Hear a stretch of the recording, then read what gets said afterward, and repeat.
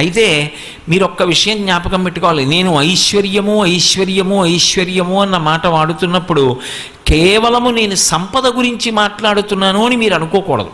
కేవలం ధనం ఒక్కదాని గురించి నేను మాట్లాడటం లేదు. శ్రీ సూక్తం అలా మాట్లాడలేదు.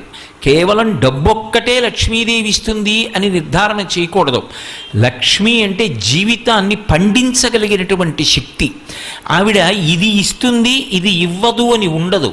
ఆవిడ దేన్నైనా ఇవ్వగలదు. అందుకే కలుముల నీనెడి చూపుల, ఆమె చూపుల చేత సమస్తమైన ఐశ్వర్యాన్ని ఇవ్వగలిగినటువంటి తల్లి అయి ఆవిడ చెలువంబుల మొదటి టెంకి సిరి పుట్టె నృపా. ఆమె ఈ లోకానికి అంతటికీ కూడా అద్భుతమైనటువంటి సౌందర్యరాశి. లోకమాత మొట్టమొదట సృజింపబడింది అన్నారు. అంటే మళ్ళీ క్షీర సముద్రంలోంచి ఆమె